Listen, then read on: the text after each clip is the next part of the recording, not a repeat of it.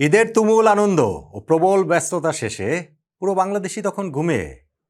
আমি বুড়ো মানুষ, তো রাতে ঘুমটুম খুব একটা হয় না, রাত জেগেই থাকি। আর জেগেছিলাম বলে এই ঈদের রাতে প্রায় ভোরে এসে একটা সারপ্রাইজের মুখোমুখি হয়ে গেলাম। আমি নিশ্চিত যারা জেগেছিলেন, যারা অনলাইনে ছিলেন, যারা বিশ্বকাপ নিয়ে খোঁজ খবর রাখেন, তারাও এরকম হঠাৎ করে চমকে উঠেছেন। যারা সকালে ঘুম থেকে উঠে এই খবর দেখবেন, তারা তো চমকে উঠবেনই। আর্জেন্টিনার বিশ্বকাপ স্কোয়াড ঘোষণা করা হয়েছে। আমি অনলাইনে ছিলাম এবং সেইখানটাতে আর্জেন্টাইন ফুটবল অ্যাসোসিয়েশনের অফিসিয়াল ফেসবুক পেজে ঠিক রাত 3:45 3:45 দেখলাম যে একটা ভিডিও পোস্ট করা হয়েছে। ভেবেছি ওয়ার্ল্ড কাপ নিয়ে, তাদের ওই প্রমোশনাল অ্যাক্টিভিটিস এইসব নিয়েই হয়তো বা একটা ভিডিও। কিন্তু যখন দেখলাম যে না, ভিডিওর একেবারে শুরুর অংশেই আর্জেন্টিনা জাতীয় দলের কোচ লিওনেল স্ক্যালোনিকে দেখা যাচ্ছে, তার হাতে একটি খাম, এবং সেই খামটা তিনি সিলগালা করে একজনকে ডেকে সেটা তার হাতে দিয়ে দিচ্ছেন। স্প্যানিশ ভাষায় কথা বলছেন, সেটা তো আর বোঝার উপায় নাই, কিন্তু ঘটনাটা বুঝতে আসলে সময় লাগেনি। আর্জেন্টিনা বিশ্বকাপ স্কোয়াড কি দিয়ে দিচ্ছে নাকি? মানে আমি তখনও ভেবেছি হয়তো বা স্কোয়াড ঘোষণা করা হবে কখন, সেইটা জানানো হবে। কিন্তু ওই খামটা দেখলাম হাতে হাতে ঘুরলো, বিভিন্ন সমর্থকদের ওইভাবেই ভিডিওটা তৈরি করা হয়েছে, এবং শেষে গিয়ে যখন ভেসে উঠল ভিডিওটার পর্দায় যে নাম পজিশন ওয়াইজ, তখন তো দেখলাম আরে, আর্জেন্টিনা বিশ্বকাপ দল তো ঠিকই দিয়ে দিয়েছে। হ্যাঁ, ঠিক তাই। আর্জেন্টিনার এই ওয়ার্ল্ড কাপ স্কোয়াডটা ঘোষণা করা হয়েছে একরকম হুট করেই। মানে আজকে ওয়ার্ল্ড কাপ দলটা দেয়া হবে আর্জেন্টিনার, এরকম একটা আলোচনার জায়গা আর্জেন্টিনা গণমাধ্যমে দেখতে পাচ্ছিলাম। এমনিতে তো সব বড় দল সেই বিশ্বকাপ স্কোয়াড ঘোষণা করেই ফেলেছে, সেটা France, Brazil, England, Portugal, Spain, Germany, Netherlands. বড় দলগুলোর মধ্যে বাকি ছিল শুধুমাত্র আর্জেন্টিনা, ডিফেন্ডিং চ্যাম্পিয়ন, 4 বছর আগে যারা শিরোপাটা জিতেছে কাতারে।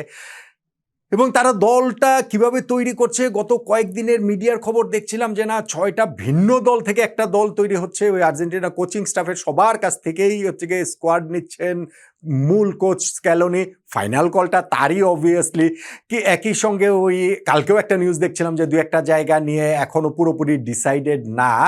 তো আজকে দল ঘোষণা করা হতে পারে, কিন্তু এইভাবে সোশ্যাল মিডিয়াতে দল দিয়ে দেওয়া হবে, মানে আমি সোশ্যাল মিডিয়াতে দেখেছি। আমি জানি না যে তিনি প্রেস কনফারেন্স স্ক্যালোনি করেছেন কিনা, প্রেস কনফারেন্সের মাধ্যমে দল দিয়েছেন কিনা।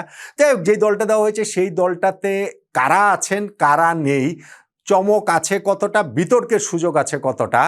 অবভিয়াসলি আর্জেন্টিনার মতো football playing nation, world cup champion, defending champion হিসেবে তারা যাচ্ছে, কিছু নাম নিয়ে তো বিতর্কের সুযোগ থাকবেই, জায়গা তো রয়েছে। তবে আমার কাছে মনে হয় যে 2টা নাম আসলে এই ওয়ার্ল্ড কাপ স্কোয়াডটাতে থাকতেই পারতো। সেই 2জন না থাকার কারণে আমি একটুখানি অবাক হয়েছি।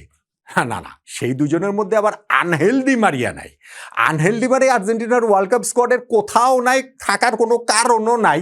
এটা অ্যাবসলিউটলি আমাদের উর্বর মস্তিষ্ক প্রসূত। ফলে ডি মারিয়ার আশা আসলে মানে আশা তো সমর্থকরা করতেই পারেন, কিন্তু এটাকে যদি ইনফরমেশন হিসেবে নেন তাহলে বিপদ। ডি মারিয়া নাই, কিন্তু কারা আছেন কারা নাই সেগুলো নিয়েই এই স্কোয়াডটা নিয়ে আর্জেন্টিনার আলোচনাটা করছি। লিওনেল মেসি আছেন, লিওনেল মেসির থাকারই কথা, তার না থাকার তো কোনো কারণই নেই। কিন্তু আজকে সেটা অফিসিয়াল হলো, সেটা আমরা বলতে পারি। মেসি অনেকদিন ধরেই বলে আসছেন যে বিশ্বকাপের কথা তিনি আলাদা করে ভাবছেন না, তিনি হচ্ছে গিয়ে ওই ডে বাই ডে নিজের অবস্থাটা দেখবেন, আর্জেন্টিনা দলকে তিনি হেল্প করতে পারবেন কিনা সেইটা তিনি দেখবেন, শারীরিক অবস্থা তার কী থাকে সেইটা তিনি দেখবেন। কিন্তু এটা আমরা সবাই জানতাম যে মেসি ছাড়া আর্জেন্টিনা ওয়ার্ল্ড কাপ টিম হবে না, এবং এই ওয়ার্ল্ড কাপ স্কোয়াডটাতে মেসি আছেন, মেসি খেলবেন।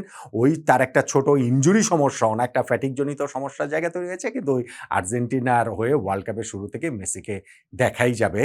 নেইমারের মতো অবস্থা তার না, খুবই দুঃখজনক নেইমারের যে এইভাবে তিনি আবার ইনজুরিতে পড়ে গেলেন। যাক, সেটা নিয়ে আলাদা ভিডিও করছি, এই ভিডিওর আলোচনা তার সেটা না।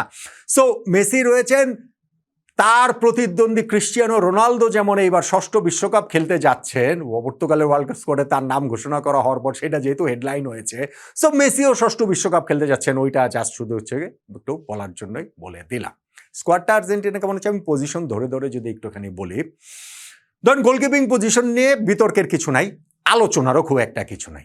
এমিলিয়ানো মার্টিনেজ এখানটাতে রয়েছেন, থাকারই কথা ছিল। 4 বছর আগে আর্জেন্টিনা যে বিশ্বকাপ জিতেছে, 36 বছর বিরতিতে যে বিশ্বকাপ জিতেছে, লিওনেল মেসির চির আরাধ্য যে বিশ্বকাপ জিতেছে তারা, সেইখানটাতে এমি মার্টিনেজের ভূমিকা ছিল খুবই অগ্রগণ্য এবং এইবারও তাই থাকার কথা।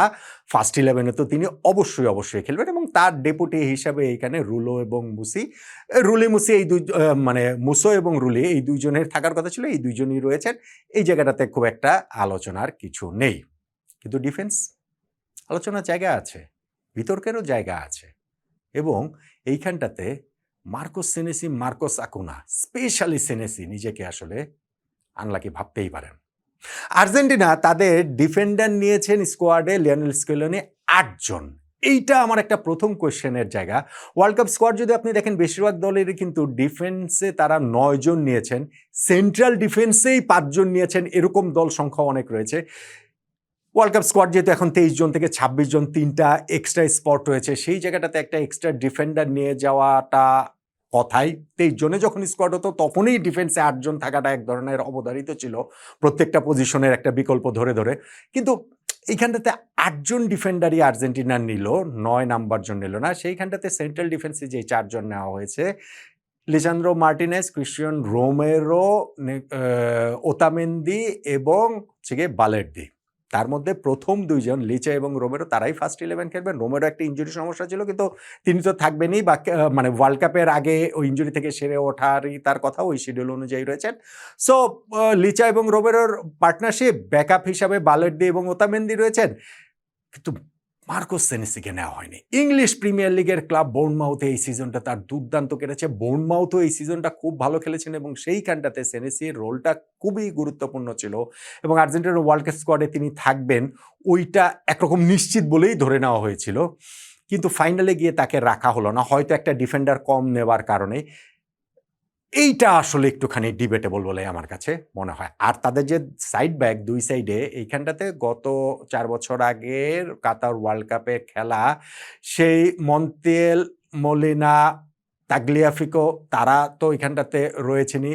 মেদিনাকে এখানে নেওয়া হয়েছে, বাদ দেওয়া হয়েছে মার্কোস আকুনাকে, যিনি 4 বছর আগের সেই ওয়ার্ল্ড কাপ উইনিং টিমটাতে ছিলেন। বাট স্টিল আকুনা আমার কাছে অত বড় নেম ওমিশন না যে না ঠিক আছে তাকে বাদ দেওয়া হয়েছে সেটা নিয়ে তো কিছু, কিন্তু সেনেসিকে আসলে রাখাটা যেতেই পারত। এবার আসুন মিডফিল্ডে। আর্জেন্টিনার এই মিডফিল্ডটাও ভীষণ রকমের স্ট্রং। সেই জায়গাটাতে তারা 7 জনকে নিয়েছে। গত ওয়ার্ল্ড কাপ উইনিং টিমটার যে ট্রায়ো, সেই রদ্রিগো ডি পল, এনজো ফার্নান্দেজ এবং ম্যাকালিস্টার, এই 3 জন তো রয়েছেনই। ফার্স্ট 11-এও হয়তো এই 3 জনই খেলবেন। সঙ্গে Giovanni Lo Celso, Leandro Paredes এবং এইখানটাতে নেওয়া হয়েছে গিয়ে ভ্যালেন্তিন বার্কোকে। ভ্যালেন্তিন বার্কো থাকেন কি থাকেন না এইটা নিয়ে কিন্তু একটা আলোচনার জায়গা ছিল, যদিও তিনি আর্জেন্টিনা টিমের সাম্প্রতিক সময়ে খুব ভালো খেলেছেন এবং সেই ভালো খেলার প্রতিদানই তিনি পেয়েছেন যে আর্জেন্টিনার চূড়ান্ত স্কোয়াডটাতেও তাকে রাখা হয়েছে। এবং আরেকজন যিনি মিডফিল্ডার এইখানটাতে, সেখানে থেকে এসেকিওল প্যালাসিওস, তিনিও আছেন। ফলে এই মিডফিল্ডের যে জায়গাটা ভেরি স্ট্রং, কোনো ডাউট নাই। কিন্তু এখানে 2টা নাম নাই। নাম্বার 1 ফ্রাঙ্কো মাস্তান্তুয়ানো, রিয়াল মাদ্রিদে খেলা এই মিডফিল্ডার, যেই মিডফিল্ডারকে আর্জেন্টিনার নেক্সট জেনারেশনের পোস্টার বয় হিসেবে ভাবা হতো বছরখানেক আগেও। কিন্তু এই যে রিয়াল মাদ্রিদে গিয়েছেন, সিজনটা তত ভালো কাটেনি, এই কস্ট দিয়ে এইটার মূল্য চুকিয়ে তাকে আসলে ওয়ার্ল্ড কাপ স্কোয়াড থেকে ঝরে পড়তে হলো। মাস্তান্তোনের না থাকাটা এটা তার জন্য নিশ্চিতভাবে হার্ট ব্রেকিং। এবং আরেকজন যে এমিলিয়ানো বুয়েন্দিয়া, তার না থাকাটার ভাই আমি কোনো ব্যাখ্যাই পেলাম না। এটা আমার কোনো হিসাবেই আসলে আসলো না। বুয়েন্দিয়া এই সিজনে অ্যাস্টন ভিলায় হয়ে ইংলিশ প্রিমিয়ার লিগে যেই খেলাটা খেলেছেন, অ্যাস্টন ভিলা ইংলিশ প্রিমিয়ার লিগে তারা 4 নম্বরে থেকে শেষ করেছে, ইউরোপা লিগ তারা জিতেছে, সেই ইউরোপা লিগের ফাইনালেও গোল করেছেন। বুয়েন্দিয়া একজন অল অ্যাকশন মিডফিল্ডার এবং দুর্দান্ত তিনি ফর্মে রয়েছেন। তাকে ওয়ার্ল্ড কাপ স্কোয়াড থেকে না রাখাটা আমার কাছে মনে হয় সবচেয়ে বড় চমক। এবং আর্জেন্টিনার সমর্থকদের জন্য আমি জানি না, তাদের জন্য হয়তোবা সবচেয়ে বড় হতাশার জায়গাও এটা যে বুয়েন্দিয়াকে ওয়ার্ল্ড কাপ স্কোয়াডটাতে রাখা হয়। আমি আবার বলছি আর্জেন্টিনার মিডফিল্ডটা স্ট্রং, ভেরি স্ট্রং, যেই নামগুলো আমি বললাম, যেই 7টা নাম আমি বললাম, কিন্তু বুয়েন্দিয়ার জায়গাটা লিওনেল স্কেলোনি এখানটাতে কোনো একভাবে দিতে পারলেন না। এইটা আসলে ডিবেটেবল বলেই আমার কাছে মনে হয়। আর সঙ্গে ফরওয়ার্ড যে ৮ জন তাদের রয়েছেন, ওইখানটাতে ধরেন লিওনেল মেসির কথা বলেছি, তিনি তো থাকবেনই। হুলিয়ান আলভারেস, লাউতারো মার্টিনেজ, তারা তো এখানটাতে থাকবেনই, থাকারই কথা। সঙ্গে এখানটাতে হচ্ছে গিয়ে হোসে লোপেজকে রাখা হয়েছে, আর তাদের হচ্ছে গিয়ে ওই যে উইঙ্গার হিসেবে, প্রথাগত উইঙ্গার হিসেবে না খেললেও ওই অ্যাটাকিং থার্ডে যারা হচ্ছে গিয়ে সাইড থেকে ওই আক্রমণের জায়গাটাতে আসবেন, সেইখানটাতেও আর্জেন্টিনার এইখানটাতে নিকো গঞ্জালেসকে রাখা হয়েছে, নিকোলাস গঞ্জালেস, তিনি আবার কোচের খুব প্রিয় খেলোয়াড়। নিকো পাজকে রাখা হয়েছে, এইটা আমার কাছে মনে হয় যে খুব ভালো একটা এডিশন, এবং এইবারের ওয়ার্ল্ড কাপে তিনি একটা চমক হয়ে উঠতে পারেন এই নিকো পাজ। সঙ্গে থিয়াগো আলমেইদা তিনি আছেন, এবং হচ্ছে গিয়ে জুলিয়ানো সিমিওনি, তাকেও আসলে রাখা হয়েছে। এই নামগুলো থাকবেন সেটা এক্সপেক্টেড ছিল। নিকো পাজ থাকবেন কি থাকবেন এটা নিয়ে আলোচনার জায়গাটা ছিল। আর যখন আপনি বলবেন যে বুয়েন্দিয়া বাদ পড়ে গিয়েছে, ধরেন মাস্তান্তুয়ানো বাদ পড়ে গিয়েছে, ধরেন হচ্ছে গিয়ে ওইখান থেকে সেনেসি বাদ পড়ে গেছে, নিকো পাজও তো বাদ পড়ে যেতে পারতেন। তো সেই হিসাবে এই টাকাটা এক অর্থে একটুখানি স্বস্তির। ফরওয়ার্ড লাইনের এইখানটাতে আর বাইরে থেকে কেউ থাকতে পারতেন কিনা, ধরেন আলেহান্দ্রো গার্নাচো, তার কথা বলা যেতে পারে। তিনি হয়তো বা ভাবতে পারতেন যে যদিও চেলসিতে তার এই সিজনটা যেমন কেটেছে সেইখানটা থেকে যে স্কোয়াডটাতে থাকবেনই, ওই এক্সপেকটেশনের জায়গাটা হয়তোবা তারও ছিল না, কিন্তু ওই যে একটা এক্সপেক্টর আছে না, সেই হিসাবে হয়তোবা স্ক্যালোনি তাকে স্কোয়াডটাতে রাখতে পারতেন। ফাইনালে গিয়ে আসলে তাকে ওইখানটাতে রাখা হয়নি। তাহলে এই হচ্ছে মোটা দাগে আর্জেন্টিনার স্কোয়াড। মোটা দাগে না, পুরা দাগেই তো বলে দিলাম, মোটা দাগ আর কি। ২৬ জনের যে স্কোয়াড, সেইখানটাতে ৩ জন গোলকিপার, ৮ জন ডিফেন্ডার, ৭ জন মিডফিল্ডার এবং ৮ জন ফরওয়ার্ড নিয়ে তাদের এখানটাতে সাজানো হয়েছে স্কোয়াডটা। সেই স্কোয়াড ঘোষণাটা যে এরকম হুট করে হয়ে যাবে সেইটা একটা চমক, এবং আমার কাছে মনে হয় যে স্কোয়াডটা আর্জেন্টিনা দিয়েছে, ডেফিনেটলি এই স্কোয়াড তাদের ৪ বছর আগে শিরোপা ডিফেন্ড করার মতো সক্ষম। অবশ্যই তারা ওই শিরোপাটা সহজে যেতে দিতে চাইবে না। তারা নো হাউটা জানে যে গত বছর কিভাবে তারা ওয়ার্ল্ড কাপটা জিতেছে, ফলে এই ওয়ার্ল্ড কাপের জয়ের কৌশলটার সঙ্গে তারা পরিচিত রয়েছে।